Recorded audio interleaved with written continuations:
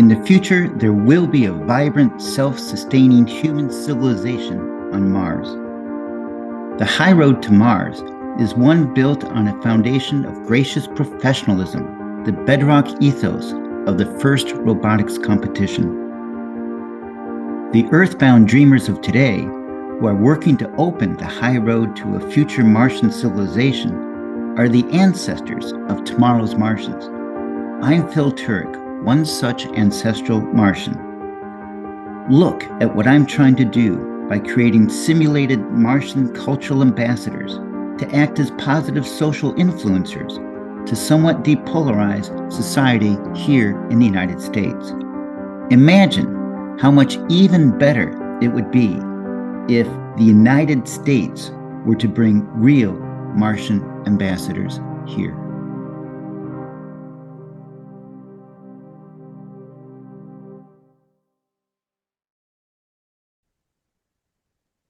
Hello, everyone. Phil Turek here. So, it's always been my aspiration to talk to you on the video as if you are future Martians looking back on what's going on here on Earth. And I'm trying to provide you, from my perspective, what guidance and encouragement I can for you to successfully develop your own Martian civilization, government being part of it, and cultural values. So here I am, early 21st century. I live in the city of Huntington Beach, California, and currently it's often in the news because of our city council, which is all one particular political party, and it's basically MAGA is who they are. So last night I attended a city council meeting, and the topic has to deal with proposals A and B, or ballot initiatives, a special election that's being held to determine the fate of government governing of our Huntington Beach City Public Library. And I'm just, glossing over the actual details. But here's what I want to share with you. So they had public comments last night, and they actually shifted their location from where they said it was going to be. It was held at the library itself, and it was a packed auditorium. The public was allowed to speak, address the council as a whole. The mayor made up a rule that said you can't address individuals on the council, which is what some people would say is a violation of the First Amendment right of free speech. And he also had a rule that you can't address the people in the audience as well. Another violation, I suppose, of free speech. But okay, within those rules, a given member of the public had 60 seconds to speak their piece to the council, and it was live streamed. And the council, from my point of view, was not particularly attentive to it. There were members that seemed pretty smug and aloof and pleased with themselves about about the whole thing. So here's what I'm going to attempt to do. I have put together my own thoughts. I did not make an attempt to speak last night because, just like when I first went to Toastmasters, a little too introverted to just speak up. But I went home, and this morning I jotted down my notes for what I would say in, 2020 hindsight. Here's what I would have said to the council if I had really put my thoughts together. And one goal here is to try to make this thing last no more than 60 seconds. So I've got my little stopwatch ready to go. And I know, reading from notes is not the best way to do things to present, but I just want to try this right now and see how close I come to expressing myself in 60 seconds on an issue that I feel is relevant to a Martian society as well, and that is, being literate. Okay, so let me start my timer and let's see if I can make this fit in 60 seconds. The horrible message that this console is broadcasting to children is that being literate is bad. Young readers won't distinguish the nuances between good books and bad books. They just see agitated adults running around, alarmed about books. There's a former An infamous former reality TV show once held a competition between a book smart team and a street smart team to carry out some challenging task. The book smart team won, and making that the highest rated episode of the entire show.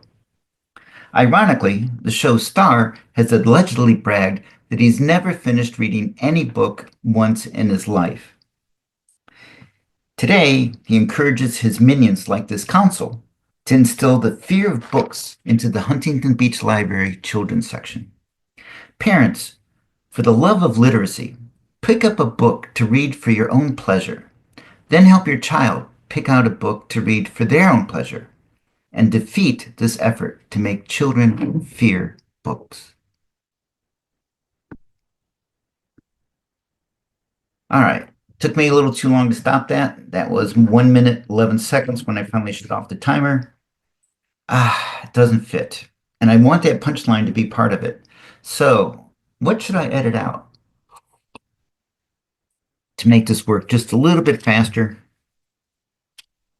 Of course, you, and with hindsight, should understand who I'm referring to as being the former reality TV show star. And his minions are the Huntington Beach Council, and there were many people in the audience. So people were very passionate last night, and they spoke their piece. They weren't really persuading anyone else, much to their cause, one way or the other, but they were at least expressing themselves. So I suppose that's the purpose in these public comments section, because the council didn't care about what anyone actually said. They've made up their mind. They've set their course. It's, you know, from my point of view, I originally had a much longer speech I was going to write, and one of them was, okay, you forced the children to become aware of and to start learning about porn because of their campaign signs that they had on this ballot initiative says no to porn, and they put those huge signs up by all the elementary schools. And then the second blow, I would say, is that a competently functioning city council doesn't make headlines unless it's about something that they're doing right, that's uplifting to the community, and it's generally not going to be front page news. This council, much like their cult leader, relishes in the fact of they can grab headlines by bashing the community. Pick some group, like the current target is the Friends of the Library. Now think about that. The Friends of the Library is a nonprofit group that for decades has been doing what their name says. They've been volunteering hours and doing book drives and doing this and that, and actually saving the city hundreds of thousands of dollars over time in expenses that they've picked up and handled themselves. The current city council is villainizing them. And so, in math, we teach that if A equals B and B equals C, then A equals C. Well, here, if the Friends of the Library are really Friends of the Library, and the city council is enemies of the Friends of the Library, it follows that the city council is enemies of our library. And that was going to be part of my speech. But just getting to there was already 1.5 minutes. And I have to fit this thing into 60 seconds. So let me see if I can just say this again with maybe a little bit more rehearsal this time around. I'm going to reset my little timer here. Boop, and pull this thing out. What could I...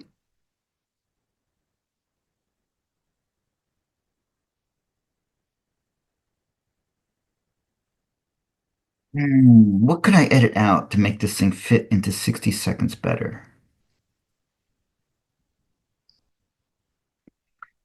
And I was even hoping to just mention particular book titles that I would recommend people to read, such as Atlas Shrugged by Ayn Rand, The Three Musketeers, The Martian by Andy Weir. Oh gosh, any of the Foundation books by Isaac Asimov. Well, okay, particularly Foundation Empire, and Second Foundation, the core original books. And if you can't figure out the former reality TV star, oh gosh, last hint, his show was called The Apprentice. All right, so ah, let me see if I can just read this one more time without really significant editing.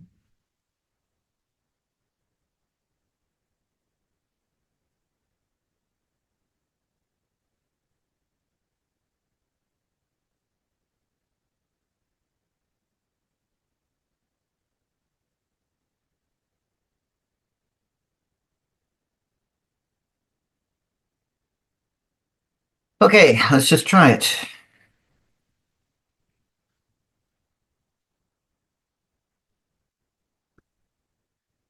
The real message this console is broadcasting is that being literate is bad.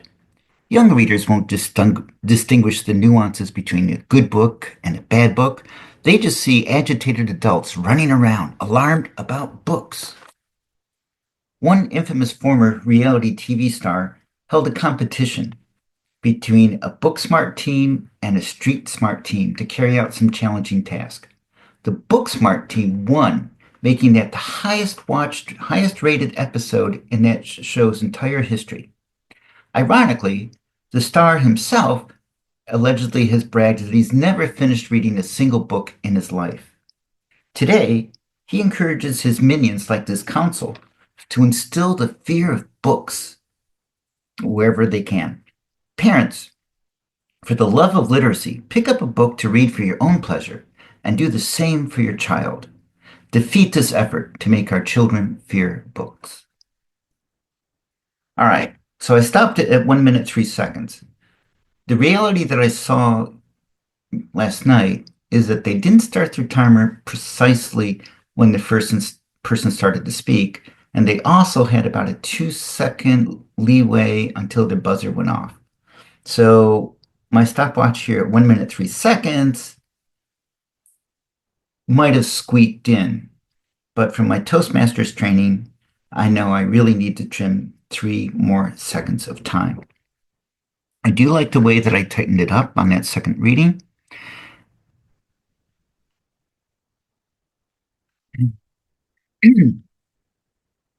What could I knock out that will give me 3 more seconds of time?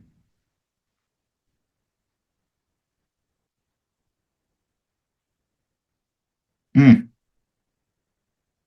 I think I could just uh here. Let's see, encouraging as minions like this council to instill the fear of books children, into children. So let me try this my last time, and then I would say, well, let's see if I can actually do this. But first, swig of coffee. There. Now maybe I'll speak a little faster. All right. So, timers only begin when the speaker begins to speak. The real message this council seems to be broadcasting is that being literate is bad. Young readers won't distinguish the nuances between a good book and a bad book. They just see agitated adults running around, alarmed about books. One infamous former reality TV star held a competition between a book smart team and a street smart team to complete some challenging task. The book smart team won, making it the highest rated episode in that show's entire history. Ironically, this show's star allegedly has bragged that he's never finished reading a single book in his life. Today, he encourages his minions, like this city council, to instill the fear of books into children. Parents, for the love of literacy, pick up a book to read for your own pleasure. Then do the same for your child and defeat this effort to make children fear books. Boop.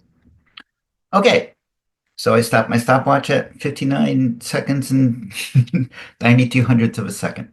I made it. That's the speech that, had I been brave enough and prepared well enough, I might might have enjoyed reading to the Huntington Beach City Council last night. Instead, I'm just going to publish it now here on my Mars project channel and feel pleased with myself that at least I'm expressing myself in some way. Now, the City Council meets twice a month, the first and third Tuesdays of the month.